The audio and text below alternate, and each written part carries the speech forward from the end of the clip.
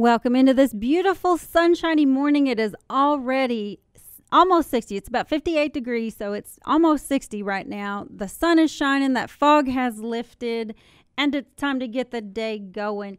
We are joined this morning by School Superintendent Nate Huggins. Good morning, Nate. Good morning, Mitzi. How are you today? I'm doing well, thank you. Nate, so you're here. You forgot me this morning. I did, and I deeply appreciate. I apologize for that. No. I've just got back from Philadelphia. I went up there for the National School Board Association convention with two of our board members, Mr. Kennedy and Mr. Clift, and we brought back a lot of great information for our school district to try to implement some policies that we've picked up. One of the policies that we looked at was called Orange Philosophy, and it's a leadership program that you deal with positivity.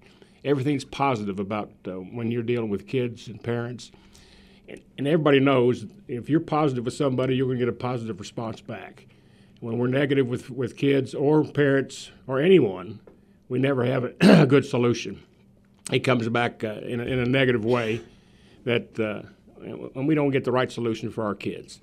So, I mean, we're looking at that, and I talked to Ms. Weitzel when I came back, my assistant superintendent, and she said she's seen that book and she's read that.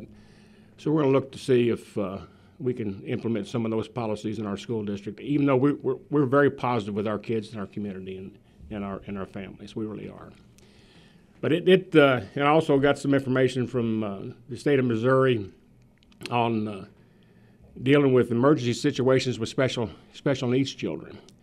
You know, we have an emergency crisis plan in case we had an emergency in a school building, an active shooter or somebody, an intruder in our building or something of that nature. But I don't know that we've really focused a lot on the special needs children in our district. And I'm going to come back and we're going to be looking at that to be sure that we've got all those bases covered so that if we do have an emergency in our school building that we can be prepared for that and our kids are safe. And what type of things, came up that you might be looking into? I mean, they look at the actual handicaps of every child in their school districts, and they have a plan to deal with those handicaps. I mean, i.e. for a wheelchair, for example. I don't know that we have any kids in a wheelchair in our school district, but we have some that don't move very quickly, and we'd have to have a plan to be sure that we gathered them up and got them to a safe situation, to be sure that they're safe in our school building, if that situation dictated that activity. I see. And were there any? I mean, did anybody give specific? I mean, it's thoughts of how they've got what they do? It's a professional development, or you're talking about the crisis action plan for right? For special yeah, I needs. mean, what you do if you've got several students with mobility issues. They have designated personnel in the school building in Missouri that are responsible for getting those kids to a safe location in that school building. That's their primary goal, and it could be a paraeducator, or it could be the special education teacher. But somebody in that building, each building has that primary responsibility that this is what I do if this situation should take place. And I'm just going. Based on that meeting that I went to, I'm going to come back and look to make sure that our policy, that we're meeting the needs of all our kids. Not just because, even though the regular ed kids, the kids that don't have the disabilities, they should be able to get to a safe location. They may not in a crisis. They may not be able to handle it. They may just shut down on you, and that situation could come up as well. Sure. But it's had a great educational experience at the National School Board Association convention in Philadelphia. It was an eye-opening experience. I mean, there was probably 3,000 or 4,000 people there across the country. So you have to be able to glean some ideas from other school districts on what they do in certain situations. Very, very enlightening for me as a superintendent. I will say, as a positive, you forgot me this morning, but what I was going to say in addition to that, I called you, and within 5 minutes you were like, okay, I'm here. Yeah, well, so I appreciate that. Well, again, I apologize for my oversight this morning. It happens all the time. Trying to get back from that conference and trying to get crazy, get back in the swing of things. Things just kind of take over sometimes. It does. Life just gets away. It just gets away from us. Sometimes I forget my name, so I don't know how I get where I get. I'm with you, exactly. But we've got some great things coming up in our school. I mean, we got testing coming up, and it's going to come up towards the end of this month and in the first couple weeks in May. for our kids in our school district. That would be. Let me see. Let me make sure I got mine off. I'm pretty sure I I'm did. sorry. That's I'm messing up all over here today. School Superintendent Nate Huggins, we'll start over. You're on Coffee Talk here on WPKY. Yeah, I'm sorry.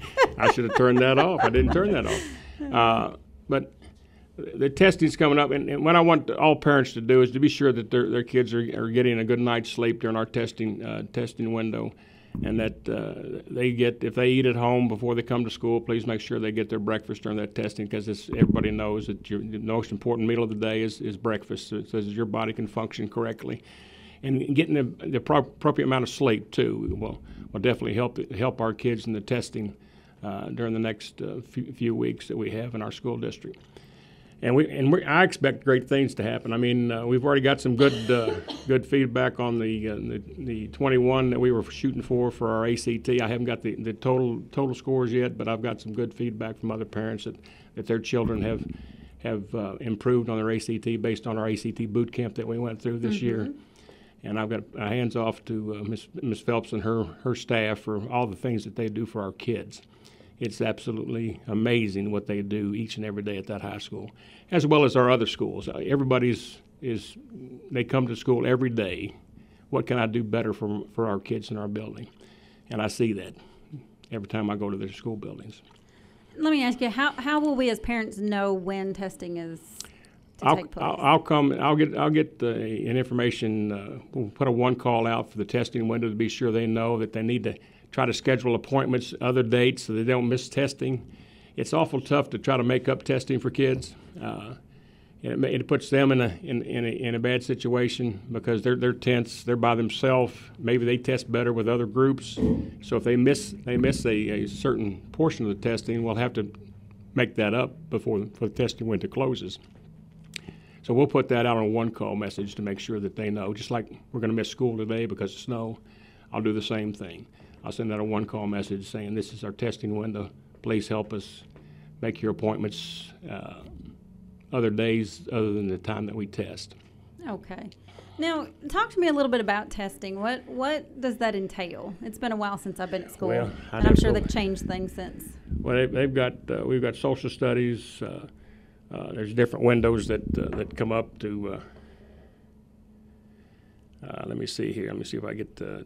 Our testing begins in the district on May the 6th for the high school and May 8th for the elementary and the middle school. So that way the parents they'll know that. I just got that. Somebody sent you your text. They sent me a text this morning. I asked them that question because I wasn't for sure. I knew it was towards the end of this month and the first week of May.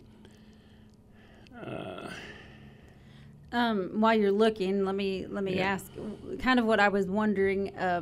So I know that we do these tests every year. What are we looking for? We're looking for improvement to go from novice to apprentice to distinguished on their test scores, on what they actually achieve on the given test. And where is the Caldwell County school system right now? Let me see what I'm trying to think of off the top of my head, and I hate doing that. I'm sorry that I didn't. No, that's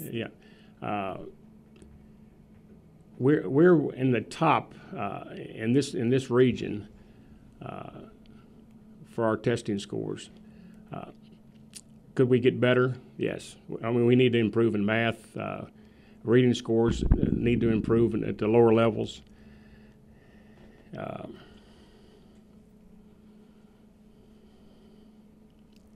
I hate to keep asking questions while you're looking, I'm sorry. I'm trying to let you look here. I'm sorry. Yeah, That's not okay. a problem. That's okay. The focus that we have, one of the biggest areas that we can improve in is in our reading at the lower levels. Okay. I mean, it's hard to turn a kid around if they move from the primary school to the elementary school and they're behind in the reading. I mean, if I could encourage the parents to sit down and read a book with their child once, 3 times a week if possible, every night if possible, but if they could do it at least 3 times a week, sit down and read a story with their child to be sure that they understand to read books. If they could do that, they could see a tremendous amount of improvement with their child's ability to improve their education platform. I mean, it's proven if we just sit down and read with our children, they will improve in their academic studies. It's absolutely tremendous. What do you have any thoughts on why we might be behind? Well, it's an individual situation for kids based on their family environment. When I was growing up as a kid, my parents didn't sit down and read. They weren't readers. They like to do things outside, and it's all what would you have to go through as a child? I don't know. In your environment growing up, if your parents were readers, did you sit down and read with your children? With you, did they sit down and read with you when you were a child? My parents didn't do that. And that's not a typical situation, but if we could get more parents to do that, to sit down and read with their children. At what age are we talking about? I'm talking about 2 to 3 years old. I mean, the earlier the better. I mean, it's proven that some of these kids that you see on TV sometimes that can actually read at 2, I mean, they appear to be able to read at 2, I mean, are just phenomenal. And they're sponges. I mean, kids are sponges when they're young. They pick up everything. I mean, if you want somebody to help you with your telephone, go see an 8-year-old, because I promise you, they know it. They can pick up a telephone and they can get that done. And the computers and anything electronic, huh? And that seems to be. And I wonder if we have. I mean, we're so into our electronics now. You know, books are on the electronics now. I wonder if that makes a difference. I mean, you know, if you are reading to your child, does it need to be an actual physical book, or are the, you know, reading screens acceptable? I mean, I wonder if the's been any. I don't know if the research would tell us that there's an issues with reading off an iPad or a Chromebook. Mm-hmm. I mean, a lot of schools are going to that because it's least expensive, because buying a paperback book to try to maintain that is very expensive. And we're trying to get to 1-to-1 on Chromebooks for our kids across our school district. We're not there yet, but we're in pursuit of getting to that point sometime in the near future, because that is the push for all schools to have that ability, so they can just pull up a book and read it, take their Chromebook home, do their homework, and go from there. I don't know that there's any studies out there that tell us that there's an issue with kids reading from a tablet versus a book, if that affects their eyesight or not. And that's what I was just sitting here thinking. I wonder and it probably, the screen itself probably would. I'm not a physician, and you know, I would think because of that glare that your eyes would strain from that over a long period of time. And I wonder though if the readers, if their screens are different from like a regular, you know, computer screen, if they've, you know, worked on that to help, you know, prevent the, you know, I know when we look at our computer screen all day, we're talking about, you know, possible eye problems, but I wonder when they developed a reader specifically for reading, right? You know, did they take that into consideration? And I mean, one would hope they would. I don't know. I mean, that's something I need to probably look into. Sure. Be sure that we're doing everything we can to make sure our kids are safe in that perspective. And it's common. I mean, a lot of schools are going to that. So, I mean, you would think there's probably some, you know, somebody somewhere already looked into that and said, yeah, this is good. Now, the other question a few minutes ago, you were talking about the testing areas. In the elementary school, all reading, math, science, social studies, and on-demand writing will be tested to see where we currently are. Now, we use the iReady format. It's the program that we use now that gives us indicators of where kids currently are in those areas across the board. And we start out, they do an iReady test in the fall, and they look at that every quarter to be sure that the kids are improving in the areas that they're deficient in or need improvement in. And high school has already taken the ACT. I told you they took that back a month ago. And they will take field tests in reading and math in April.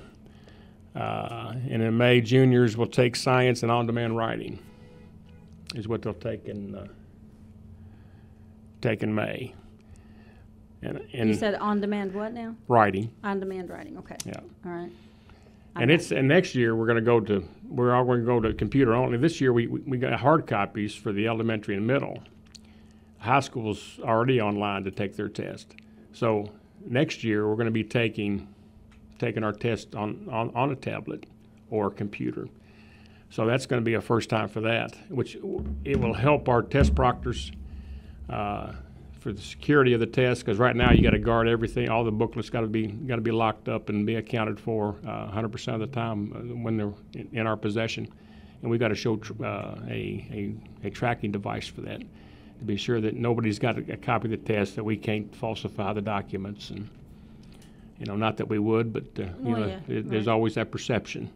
And some people would do that, but Ms. Weitzel does an excellent job, and our counselors do an excellent job of maintaining the security of all our testing materials. We delivered them yesterday to the elementary and the middle school. All right.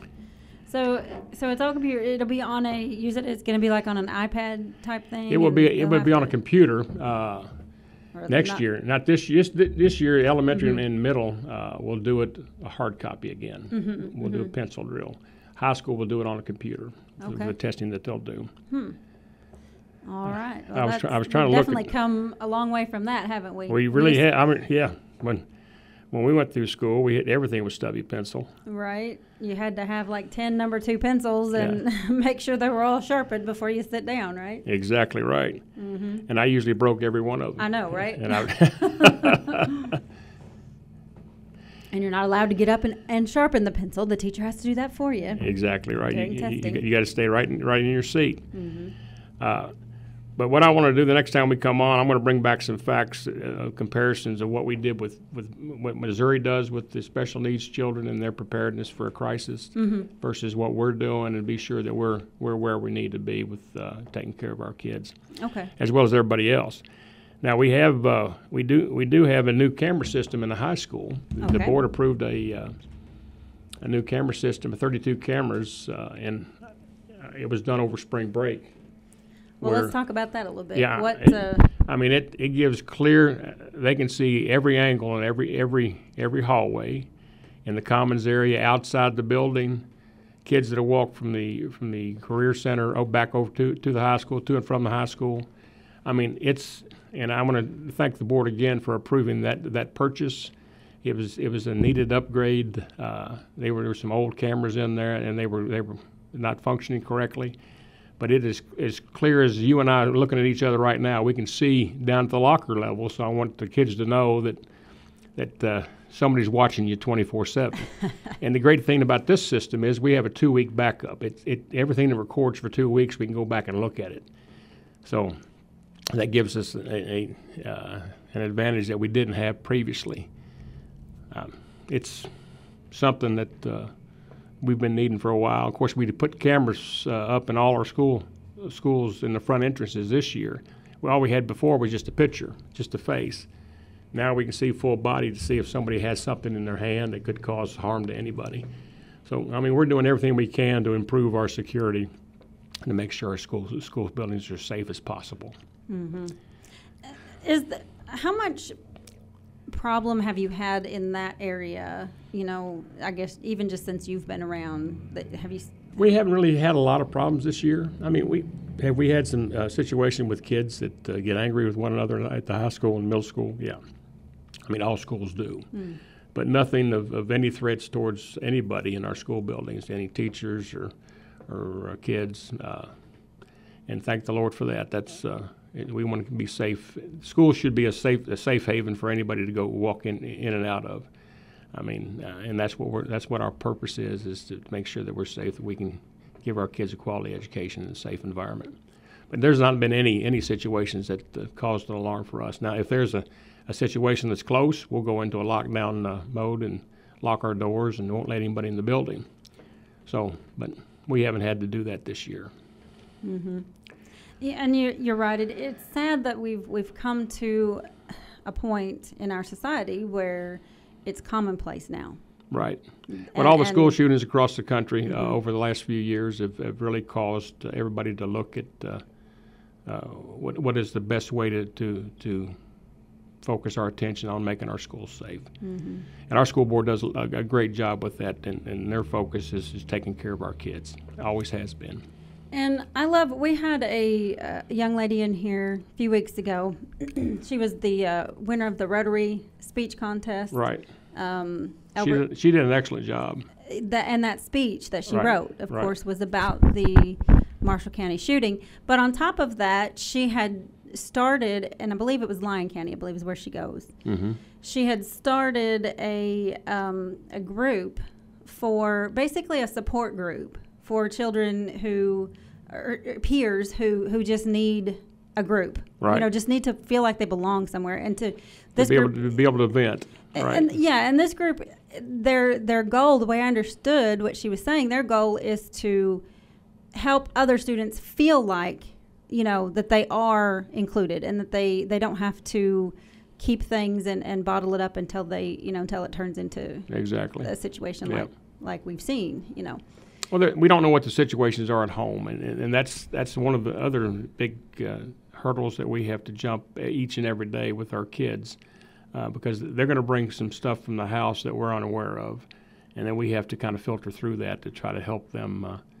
be able to deal with that situation if they do bring it to our attention, and still give them a quality education. And it's tough to focus on it, especially if you've got some issues that you're dealing with off campus. Mm-hmm. It's absolutely tough to deal with. It's, I would imagine that teachers have to be very observant and very astute. They have to be able to recognize things that normal people walking down the road wouldn't recognize. Right, exactly, yeah. But, our counselors do a fantastic job in our school building. Of course, the state is Senate Bill 1, I believe, is requiring us to have additional counselors when money becomes available. They wanted to make sure that happens by 2020. I just hope that they give us the money and don't make that an unfunded mandate, because we get a lot of directions to stuff that we have to do, but, I'm sorry, we don't have the money to give you, but you have to do it. Mm-hmm. And then the board has to be creative with the limited number of assets that we have to make everything work, plus give raises to teachers and staff with the money, and then plus provide a quality education for all our kids. Mm-hmm. It's just a tough situation. It really is. Sure. Well, Nate, I appreciate you coming in this morning. Well, again, I apologize for my oversight this morning. I was just trying to wrap everything up and head to the office, and I got a call from Melissa that said, I think you're supposed to be at the radio station. Yeah. Well, when you make mistakes, you own up to it. Absolutely, and it is absolutely fine. Like I said, I appreciate you, turning the car around and heading this way to come on in. And again, I want to tell the parents that testing begins May 6th at the high school and May 8th, the elementary and middle schools. Make sure that your children get the proper amount of sleep. Try to reschedule appointments if you have them scheduled for that day, so that they're at school and they're not going to miss those testings, because they have to be made up. And it's really tough on the student plus the school to try to make all that work. The areas that will be tested in the elementary school are reading, math, science, social studies, and on-demand writing. In the high school, of course, they've taken the ACT already, and we've had some good success with that boot camp that we had for the kids. And then the field test in reading and math is in April for the 10th grade. And in May, juniors will take science and on-demand writing. And as always, I appreciate you, Mitzi, for taking time to let us talk about our school district. And I want to give a shout out again to all the board for doing what they do for our school district every single day, and all the faculty and staff in our buildings. The custodians. If you walk into our buildings right now, you can see our buildings are clean, because they have pride in what they do. Thank you. All right, Nate. And, of course, the 6th and the 8th of May, that's on a Monday and a Wednesday. Mm-hmm. So just a heads up, that's how that's going to work out. No 3-day weekend that week. Exactly. All right. All right, Nate, I sure do appreciate it. School Superintendent Nate Huggins, and we're going to we're wrapping up the school year. Wrapping up school year. And I'll get on your calendar, and I promise you I won't be late next time. Maybe Jimmy will come with you next time. I'll get Jimmy next time. All right. Thank you, sir. Thank you very much. Superintendent Nate Huggins. Hey, stay tuned. We're going to talk to a local church pastor. Lots and lots of stuff going on in Fredonia. Stay tuned. We'll be up in just a few minutes.